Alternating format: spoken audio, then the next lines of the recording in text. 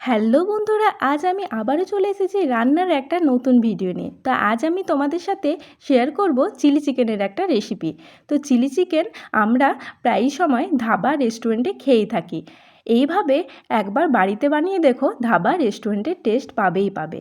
তো দেখো, চিলি চিকেনের জন্য আমি এখানে ছোট ছোট করে চিকেন কেটে নিয়েছি। অবশ্যই বোনলেস চিকেন চাই এর জন্য। আমি এখানে 250 মতো চিকেন নিয়েছিলাম। চিকেনটাকে আমি ভালোভাবে ধুয়ে নিয়েছিলাম। এরপর আমি চিকেনটাকে ম্যারিনেট করে নেব।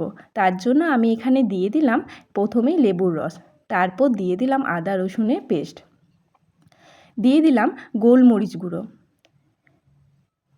দিয়ে দেবো মেথি পাতা। এবার আমি পরিমাণ মতো হলুদ আর লবণও দিয়ে দেবো পরিমাণ মতো হলুদ, দিয়ে দেবো পরিমাণ মতো লবণ। সব কিছু দেওয়া হয়ে গেলে আমি এখানে চিলি চিকেনের জন্য একটা ডিম নিয়েছি। তোমরা চাইলে তোমাদের চিকেন অনুসারে ডিম নেবে। তো দেখো, আমি এখানে একটা ডিম দিয়ে দিলাম কর্নফ্লাওয়ার। এখানে ময়দাও অ্যাড করা যায়, তোমরা চাইলে ময়দাও অ্যাড করতে পারো। সব কিছু দেওয়া হয়ে গেলে আমি দিয়ে দিলাম চিকেন মশলা। এখানে জিরে ধনে গুঁড়ো আমি দিইনি, তাই আমি এখানে দিলাম চিকেন মশলা। তোমরা চাইলে এখানে জিরে ধনে গুঁড়ো দিতে পারো। সব কিছু দিয়ে আমি হাতের সাহায্যে ভালোভাবে চিকেনটাকে ম্যারিনেট করে নেব। একদম এত সুন্দর করে ম্যারিনেট করব যাতে ভেতরে মশলাগুলো ভালোভাবে ঢুকে যায়। তো দেখো, আমার ম্যারিনেট করা হয়ে গেল। এটা আমি মোটামুটি আধ ঘন্টা মতো রেস্টে রেখে দেবো।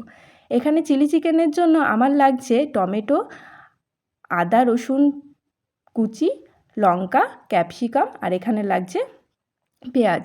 সব কিছু আমি কিউব আকারে কেটে নিয়েছি।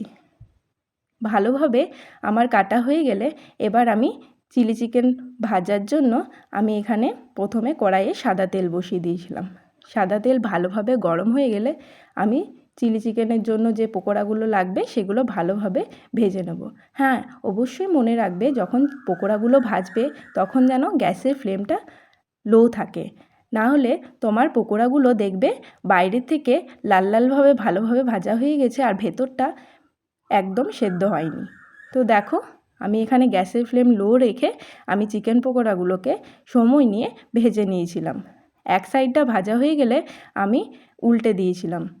দেখো, এইভাবে আমি সব চিকেন পকোড়াগুলো ভালোভাবে লাল লাল করে ভেজে নিয়েছি। এরপর কড়াইয়ে যে বেশি পরিমাণে তেল ছিল সেটা আমি কমিয়ে দিলাম। আবার ওই তেলে দিয়ে দিলাম রসুন কুচি আর দিয়ে দিলাম ক্যাপসিকাম কুচি। এবার এক এক করে আমি সমস্ত সবজি দিয়ে দেবো। পেঁয়াজ, টমেটো, লঙ্কা সব কিছু আমি এক এক করে দিয়ে দেবো। এবার সব কিছু এক এক করে দেওয়ার পর আমি এগুলো হালকা করে ভেজে নেব। এগুলো কিন্তু বেশি ভাজা যাবে না, তাহলে এগুলো মুখে লাগবে না। মুখে না লাগলে চিলি চিকেনের স্বাদ একদম ভালো লাগে না। আমি যে এখানে তৈরি করে নিয়েছিলাম soya sauce, tomato sauce, chilli সসের একটা পেস্ট। তারপর দেখো, আমি ওটা দিয়ে দিলাম চিকেন পকোড়া।